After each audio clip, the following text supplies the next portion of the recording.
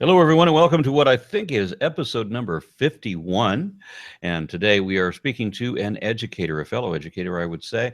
This is Bertha Vazquez She is the director of the TIES program. That's Teachers Institute for Evolutionary Science, which is a educational program that is supported by the Richard Dawkins Foundation.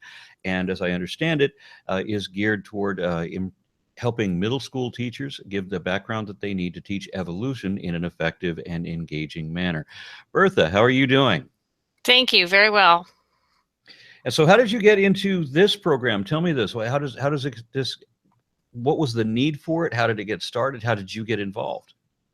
Well, middle school teachers generally have to teach many, many different subjects. I, for example, have no background whatsoever in meteorology, and they put meteorology into the curriculum I was covering with sixth graders.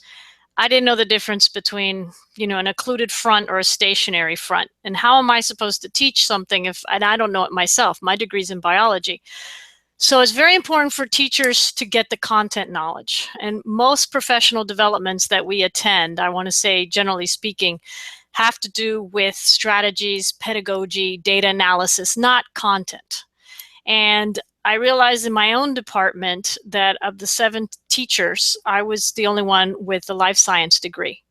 And I offered to give my fellow science teachers in my department a series of professional development opportunities on evolution and evolution standards so that they could do a better job in their classrooms. In the same way, they gave me professional development in meteorology and earth science and some of the things that I needed. Teachers are each other's best resources. I met Richard Dawkins on a number of occasions, and on one of the occasions that I met him, it was a rather small venue. I was able to speak to him for a while, and I told him what I had done. And he said, "Gosh, that's terrific, helping teachers with content." And he asked me to give him my contact information. The following day, he called me, and he said, Could I come to your school and speak to the teachers that you've been sharing your resources with?" And I said, "Sure." At that point, I think my school system realized that this was a great opportunity to have a very well-known biologist come and speak to the school district's teachers. So they actually opened it up to the whole school district. We're the 4th largest school district in the country. So we filled an auditorium with teachers. My students were there. Richard came, I interviewed him, the teachers were able to ask questions, and we really got into some great minute details about evolution and natural selection. Subsequently, he said, "Would you be willing to do something like this for me nationally?" And that's how the Teacher Institute for Evolutionary Science was born. We launched April 4th, 2015 in Miami at the Museum of Science. It was a collaborative effort with the Frost Museum of Science. It was a day-long workshop. Professors and scientists came and spoke to the teachers. I gave them a whole bunch of resources to take back to the class with them. And I think most importantly, very important, I go to workshops and I get terrific stuff, but I'm so busy when I get back to school.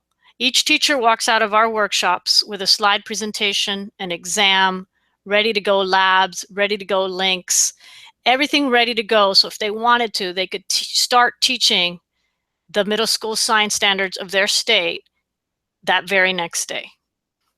And that was, I told you, April 2015. We have now completed or scheduled 27 workshops nationwide in the year and a half that we've been in business. So I'm pretty proud of what we've done. Outstanding. My wife writes the scripts for our science videos. So we make a series that is also dedicated to middle school and to high school. She was a middle school science teacher, and what started us on that was that we were originally gonna hold a debate between myself and Ken Ham of Answers in Genesis Ministries, and that was supposed to be held at the Houston Museum of Natural Science. Ken Ham declined the debate and chose to debate some guy named Bill Nye instead. Oh. But the presentation, we went ahead and did a presentation at the Houston Museum of Natural Science, and there was a capacity crowd, a couple hundred people filing in, as many as we could fit in there. And the presentation that I gave covered the Texas requirements of science education, things that all of the students in Texas are supposed to be taught. Mm-hmm. time they're in high school. And these were really by the time they get to high school. So these were like middle school lessons. And when I went through all of these things about evolution and deep time and a number of other subjects, I was covering things that I knew Texas students generally don't get. And of course, when I ask people to raise their hands, you're all schooled in Texas, right? So all of you know this, right? So maybe two hands went up out of 200. So we know Hmm. that teachers very often avoid, even though Yes. these we're talking about the requirements. These are what the kids are supposed to learn, and we Yes. know they're not being taught. And I can think of several reasons why they're not being taught. We know that when a teacher, most teachers, as you mentioned, I mean, they're barely ahead of the curve of the students themselves in some of the subjects, because how can everybody have such a general knowledge, especially with the requirements of education that most middle school teachers have, right? So you have to have a very specific education for some of these things to be able to teach it very well at all. And how often do teachers understand evolution well enough to present it correctly? Exactly. And the other thing is, I shy away from subjects that I don't know as well, or I just don't teach them as well. But if I make a mistake between that occluded front and that stationary front in weather, I'm not getting a phone call. But if I make a mistake in terms of, variation within a species, or, something that has to do with natural selection or evolution, if I don't feel confident teaching it, I'm going to back away even more, because I know that in some families that there's an issue with it. So that's what we're trying to do. We're trying to make, I teach better what I know better. I mean, I teach the same kids physical science, and the following year I teach them biology. Guess what subject they like better? Biology. It's just because I love it and I have passion for it, and that transmits in the classroom, that they feel that. So basically what I'm saying is, I got to get my chemistry and physics down so I could get them to love chemistry and physics as much as they do biology when they leave me. Since I normally wouldn't talk this much in an interview, but we are talking about a subject that I feel passionate about. Yes. The One of the things that we wanted to do with this is, we know that there's a lot of incompetence in among teachers. In like I said, in the random population, there's 20% of teachers in Texas is estimated that they are creationists, Hmm. and so will not teach evolution properly. And there's a whole lot. I've met a couple of teachers that I just thought were not competent in biology, just in general. Like when classifying one teacher's classified cockroaches as vertebrates, for Oh my, oh example. my. I think that's because when you step on them, they're crunchy. Maybe they thought that's a backbone or something. Similarly, there was another teacher that said that snakes were invertebrates because That she thought they were too squishy to have bones. that was me when I taught her at a Christian school. We had a snake at the door, and she said it was an invertebrate, and then she kind of uh, even and I looked dubious, and she goes, "Well, I have a degree in biology," and I was like, Oh, "That doesn't make it any better that That it's that you're wrong," that makes it much worse. Yeah. actually, yes, it makes it worse. So one of the other things that I was thinking about is that I've seen creationist teachers charged with having to teach evolution, right? And so they'll either lie to the class, and I know I have a number of examples where they actually just come out and lie to the students. And I've seen other cases where the lesson that they try to give is so embarrassingly, stupidly bad that just shut up. Just put in a video and have a video lesson teach it for you. And I thought that when you have teachers on the rare occasion who actually do understand the subject and are competent to teach it, which is a rarity, but when they do, then they're seen as personally endorsing that subject. And I've seen where some churches train children to disrupt the science class whenever they hear certain keywords, so that it prevents them from being able to teach that lesson. And then, of course, if you can get past the students, then you get complaints from the teachers. And sadly, a lot of these science teachers are not being assisted by administration. As a matter of fact, administration is as much their enemy as the parents are. Yeah, that can be. What the data I was looking at is 3 to 5% of teachers say that their administrations are hurting them, not helping them. So I think the biggest concern is coming from the students and the parents. Um, in terms of what we do at the Teacher Institute, we see it as, there's 10% of teachers at the top that are real go-getters, really passionate, and we're recruiting them to present our workshops. You have the teachers at the bottom that you're talking about. The last data I saw was 13% of high school biology teachers were creationists. We kind of leave them to the National Center for Science Education, and I don't think they're the ones who will be coming to our workshops. We are addressing the teachers in the middle. These are good, hardworking teachers, but again, their background may be in weather or earth science or elementary education, and they've moved up to the middle school classroom. So their knowledge may be lacking in the life sciences. They just want to get in there, do a decent job, and get their kid to soccer practice on time after school. We're trying to reach that population. You should speak for her or speak for her group. Yeah. Because my wife was, as I said, she was a professional middle school teacher for a while. And then she moved on to become a curriculum specialist with the next generation science standards. So the videos that we make, which were based on that presentation that I said I gave in the Houston Museum, where we find out that, Texas teachers are not teaching the material very often. So we just create a series of videos that adhere to the national standards, and we cover everything that the students are supposed to learn, that they're going to be tested on. But when those points where evolution becomes relevant in a lot of these, most of these, I would say, yes, and whenever that happens, we include it unapologetically. Absolutely. I think that's terrific. My thought is, when a teacher is either uncertain of her ability to teach it, or if their biases is going to be an issue, or if they're worried that they're going to be seen as endorsing something they don't want to be seen as endorsing for this particular hostile audience, whatever, they can put in the video, and the video says, no, this is the national standards, this is what you're required to teach, so here, you watch this. Yes. And go ahead. I'm sorry. I don't look at it like that. I look at it like as being in the science classroom, that the science is so broad, even in biology. But if you teach more than one subject, you have a very large number of standards you have to cover. And even if you just focus on biology, I look at the videos as keeping them on track so that they don't leave a standard out. So it's a 10-minute intro, so it's not a replacement for science teaching.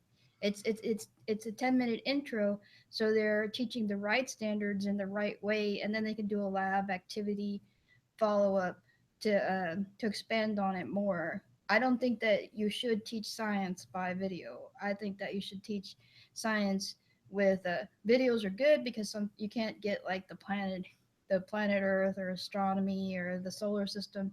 You can't go out and observe that, but you can look at it on a video. But I look at it as a supplement. I don't look at it as a replacement. See, that's spoken like a true middle school science teacher right there. It's all about hands-on. Yeah. But I think what Aaron's trying to say is that might be the only thing those kids are getting. It should just be a supplement, but in some cases it's better than nothing or misinformation. I've actually taught with 6th grade where you have to teach in an elementary school in Texas and in Odessa, and the other 6th grade teacher would get to science, and science and social studies were her point to evangelize, because a lot of teachers look at being a teacher as their calling to talk to other people's kids. And when they got to astronomy, she'd be like, see, scientists made a mistake on Pluto. You see, scientists can make mistakes, and for her, it was like as a way to say that actually the Bible and God are what own talking about creation. And I've had students like challenge me in the classroom. We're going to talk about how mountains are formed today. I don't need to know that because God created mountains. Yeah, it's like Richard Dawkins says that the sad thing is it makes people not curious and make people not want to know about the universe and the wonders of the universe. Which I think makes it strange that so many believers say that we do not experience awe or wonder like those that are religiously motivated and the anti-scientists that would, you know what I'm saying, like Oprah Winfrey. You have teachers come in and their purpose seems to be to undermine science. So they're paid to teach science. So yeah. it's hugely frustrating for me. So, I mean, yes, there are classroom supplements. They are only 10 minutes long, and you are expected to be able to carry on beyond these.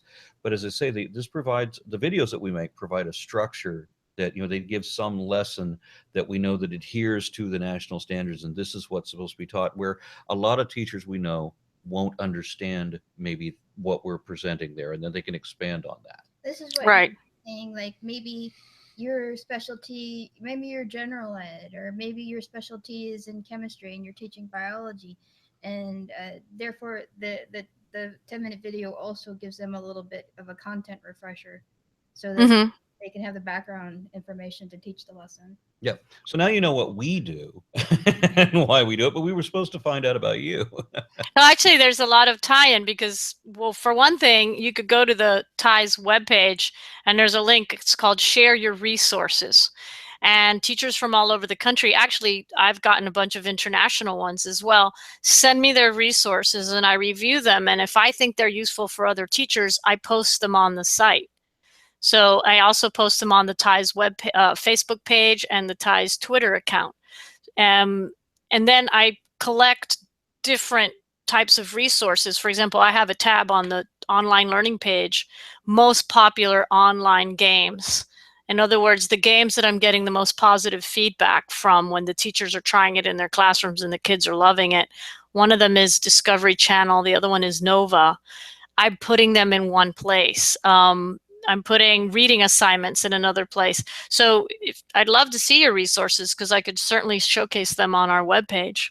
And the other thing, We'll be happy to provide you a link. We've set up a separate channel from the YouTube channel that I normally run. The separate channel is called Living Science Videos and is dedicated only to the classroom supplements that we make. that's great. And the fact that you've aligned them with NGSS, the Next Generation Science Standards, one of the things that happened for us is I started this in Florida. So my PowerPoint, my slide presentation for the teachers was based on the Florida Science Standards. But then we started getting workshops popping up. We got one in Texas and North Carolina. There's been one in California, Denver, Washington, D.C., Michigan. And I thought, well, wait a second. I got to look at the science standards of the different states and make sure that I am providing those teachers the right standards, because Florida's standards may not match Michigan's. I called the National Center for Science Education. I said, hey, has there been a comparative study done of our nation's standards state by state for middle school? They said, no, of course we have that for high school, but not for middle school. So I said, well, gee, I'm going to do that. And I put together a study state by state. I developed a rubric and I graded each state's science standards. And the next gen science standards can have a wonderful positive impact, I think, on our country's middle school standards on evolution. They are well written. They cover a lot of information. In the states that are slowly adopting and implementing the NGSS, those students will have an advantage. They'll have a much better understanding in evolution than many of the other states. We got very few. With the study that I did, the states that had adopted NGSS got an A in my study. Of the non-NGSS states, only 5 had standards that were as good as the NGSS standards. So it's a good thing that document is out there and hopefully will be implemented properly. I have another question about this since you're talking about comparing the different states. What do you have to say about Tennessee and Louisiana, where they have found loopholes in the law such that they can legally teach creationism? Yeah, I did see that. And I don't know, after Edward v. Aguillard in 1987, when the Supreme Court said you cannot bring these religious ideas into a classroom. Yeah, I don't understand how they're doing it either. But I mean, there's activists that like, we know this one guy named Zack Kopplin who's been sure, he's terrific. Yeah, who's been contesting his state senate every year since that law came out, or since they found a loophole in the law or whatever it was that they did. I'm mystified as to how they get away with that. But I mean, how do their science rankings, or how does their science rank against anybody else's, I guess is my question. I had a feeling you were going to ask me that. Hold on, I have that right here. Let's see. You would think there would be some regional differences in my state-to-state study here. Louisiana got an F in my study, and Okay. Tennessee got an F in my study. That's I pretty was much what I expected. I was looking at things like, is the term evolution even mentioned in middle school? Is it correctly defined? Is natural selection mentioned, defined? And then how many different types of evidence for evolution are covered in the standards, how detailed the standards are.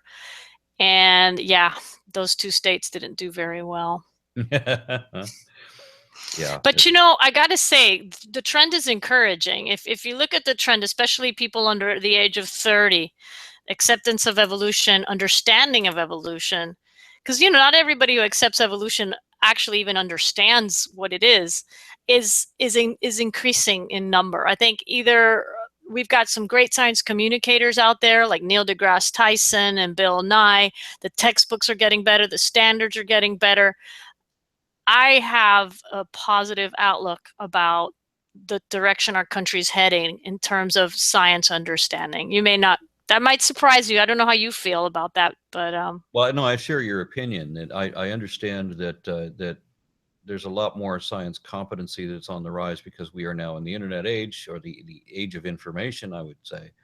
And so the old uh, religious dogmatism, indoctrination in classrooms. This has become, at least with our Texas State Department, or Texas State Board of Education, became worldwide national embarrassments right. for for politicizing the classroom, and not just undermining science, which obviously they did by trying to teach creationism.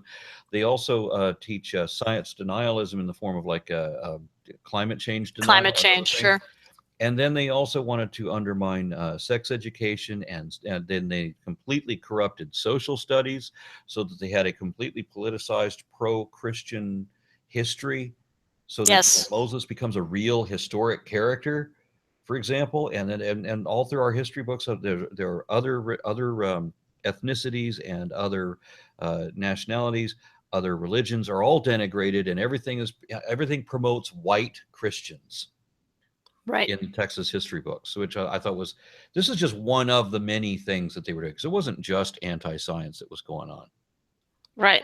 And what I've seen with how they're able to teach creationism in science classes, and Texas actually has pretty good standards for evolution, but the way they sneak it in here is that there was, but they removed this wording. There were strengths and weaknesses Mm-hmm.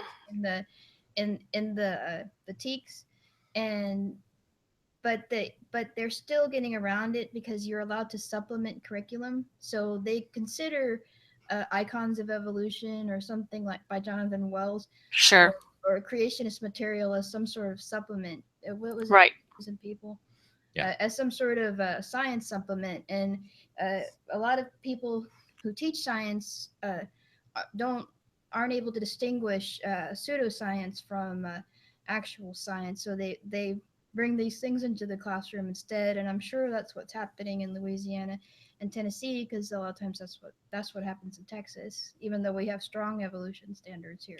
And we do have the AP program, where you can go to high school and take college classes or get college credit for a high school class, essentially. And some of these classes are taught in a college campus, but they're still called, there's a transition from high school to college.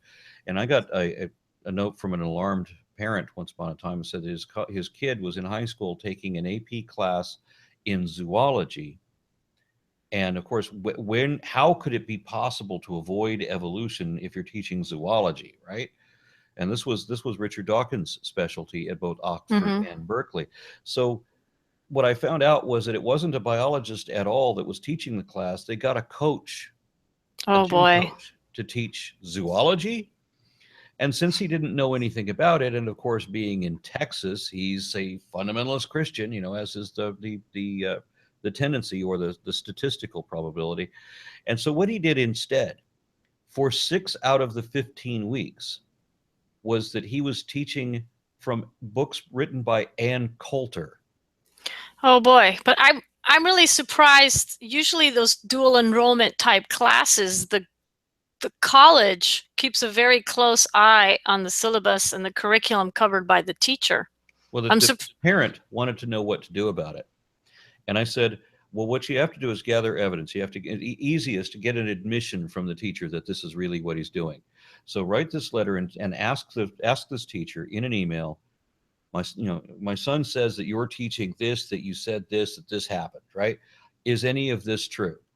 And then don't blind carbon copy so that he can see that you're not just sending it to him, but that you're also sending it to his principal and to me and to the Freedom from Religion Foundation and to the National Center of Science Education and to a handful of other organizations like that. Let him know that you're notifying all of these different organizations that this is what he's doing in his class. And Yeah. 30 minutes later, he got a response. And I'm not kidding about the response. His answer was, I was just kidding. Oh my goodness. Well, that's saying yes. In Texas, it could be that the person they're having teach a dual enrollment high school class is a community college level teacher. So community college, maybe perhaps the standards aren't as high to become a professor there because you're part-time or something like that. And also with science in Texas, it isn't tested every year. So math and reading are. So everybody's emphasis is going to be on making sure Sure. they pass math and reading tests. So that's why a lot of times you see social studies and science as being taught by a coach. Right. There's no accountability that they're passing a test every year. Whereas there are. We're definitely, if we're going to be talking about effective science teaching, we need to be talking about the teacher shortage that is now happening around the country because of teacher pay. And you're talking to a pair of Texans. I mean, 2011, our beloved governor slashed our education budget in half, from $9 billion to $5 billion. He tried to make it $9 billion down to $4 billion. wow. See, principals are scrambling to get good people to teach science, especially, in the sciences, you could get a career where there's good money being paid. So why would you want to be a science teacher?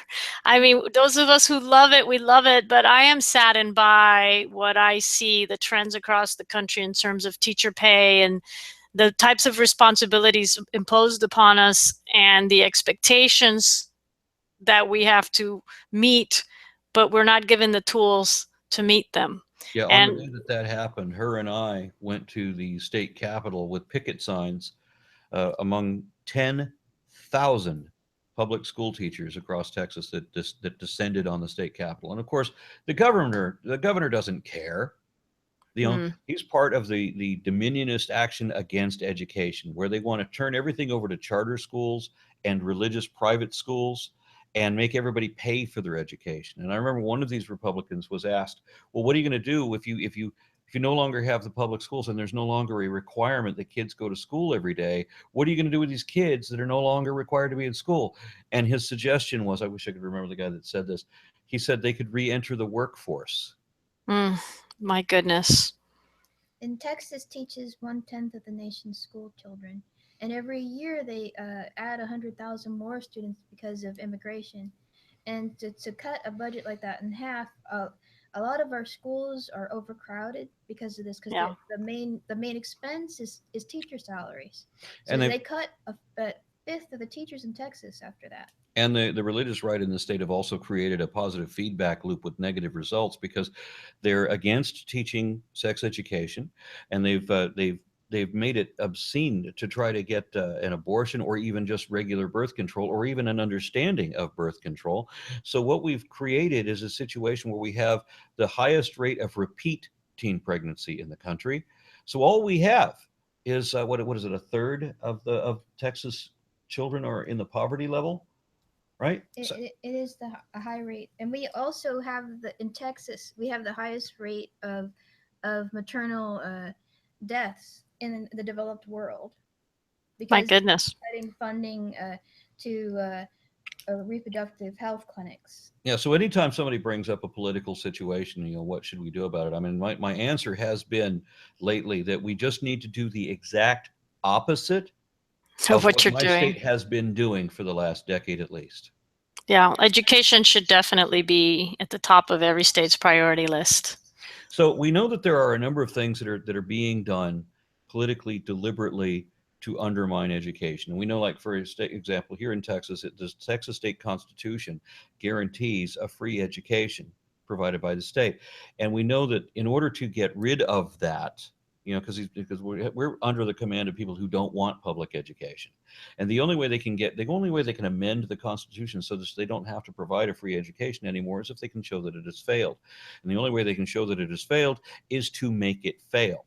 And that's why they're going about the school vouchers to route over to charter schools and to private religious schools, so that then the privileged kids end up getting money from the federal government as well as private money going to these schools. And then the public schools are left with the underprivileged kids, and they're at the same time being underfunded and overcrowded, which means that there's a statistical impossibility for them to succeed.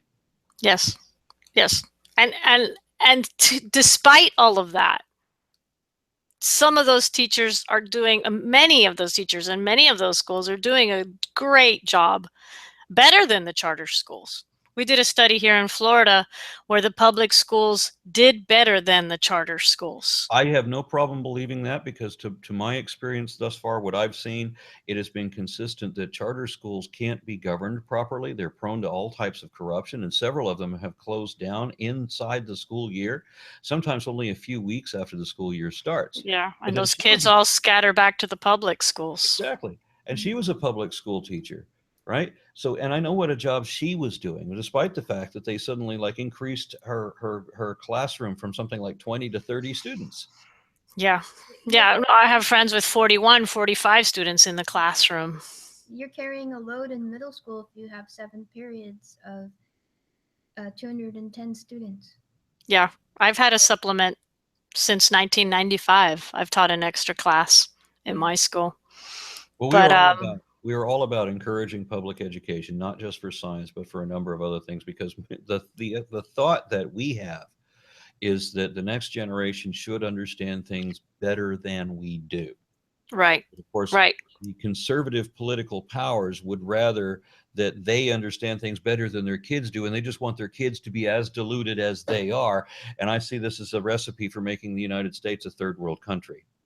And along those lines, everybody thinks they understand teaching because they all spent 12 years in the classroom. But teachers really understand teaching, and that's why we really should promote at a local level, a state level, and a national level, teachers as leaders in education, because they're the ones who understand the ins and outs of how a classroom runs. And that's one of the reasons at TIES, what we want is we want teachers teaching teachers. Because there's some very, very simple things. Just when I make photocopies, I know that I'm limited in the number of photocopies I have to make. So I write the TIES lesson plans in a way that the teacher has less copies to make. Even these little teeny tiny things, it makes a difference when it's the teacher who's planning the lessons. So we have recruited at this point 59 teachers, professors, college professors, and scientists around the country to teach our workshops. And I love it when it's the teachers. It's usually high school teachers, high school AP biology teachers reaching out to the middle schools in their area and teaching those middle school teachers. They know exactly what these kids need to know when they get to high school because they're the high school teachers. I know that we are going to want to be involved in your network. We are going to want to be, participating somehow. We actually talked to Robin Blummer Sure. at one of an event a year or two ago, and she was interested. I just haven't touched base with her.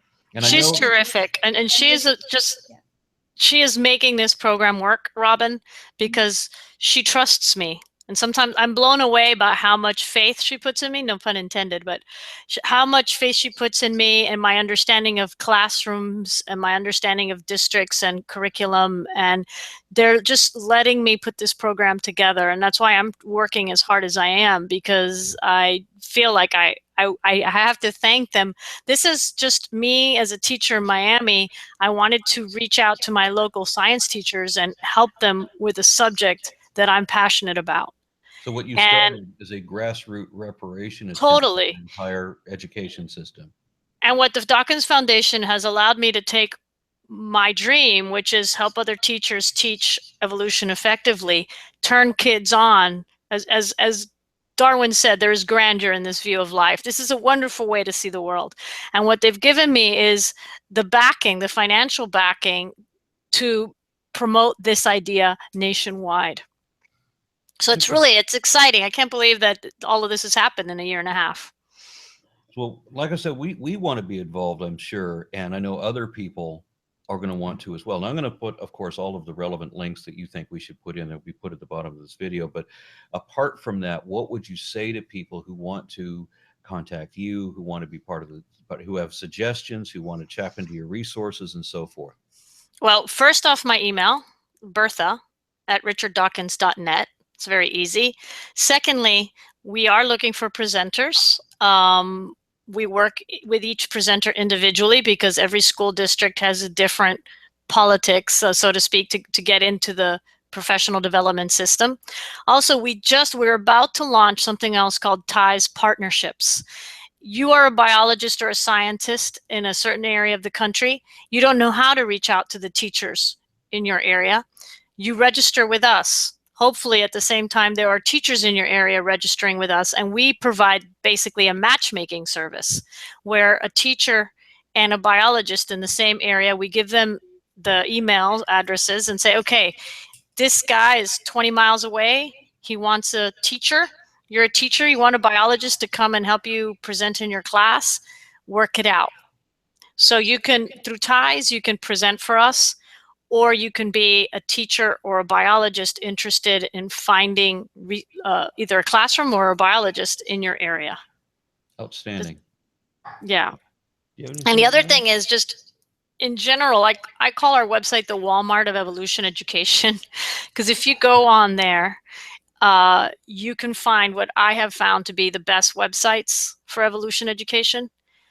I've also put the NSTA, the National Science Teachers Association, position on education, the National Science Foundation's position on education. So if teachers are confronted with angry parents or concerned students, they can fall back on these, like the NSTA. This isn't about what you do have additional resources when parents come in and say, you know, I don't want my kid to be taught forbidden Well, I think knowledge. the best thing for a teacher to say is, it's not up to me. It's the state standards. I'm presenting to you the state standards. I think the teacher should just step out of that argument. Yeah. It's not a personal thing. You know, when I was in high school myself, I mean, they taught mythology in English class, and one of the students, a Catholic student, brought a note from her priest excusing her from learning Greek mythology because it conflicted with her religion. Wow. So you never know how, you can't predict Yeah. what kind of a resistance you're going to get. But it's good that you have these resources. And you said the National Center for Science Education is also connected. They're terrific. I have good contacts there. If you look at the National Science Teachers Association position on evolution education, it is so well written. We were going to write our own position statement, and we realized that theirs was so good that we just linked to their position statement. Excellent. And if a teacher is getting questioned by parents, I would just print that out and hand it to the parent, because it's not about the teacher's personal choice. It's about what the standards say that teacher should be teaching. Oh, very good, very good. All right, I think we've covered this, and I'm gonna ask for whatever closing statements you might still have. Okay, well, thank you for having me on your show. I've always been a big fan, so it's exciting to be on, and it's very nice to meet your wife. We are a nonprofit. Last year, we got a big donation, anonymous donation, which has allowed us to continue on this year.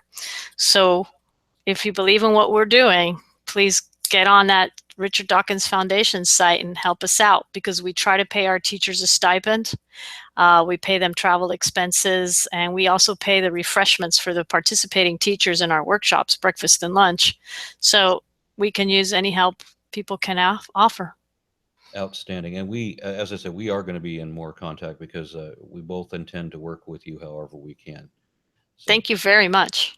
it's my pleasure having you on. Thank you. I'm going to go ahead and close the show. Good night, everybody.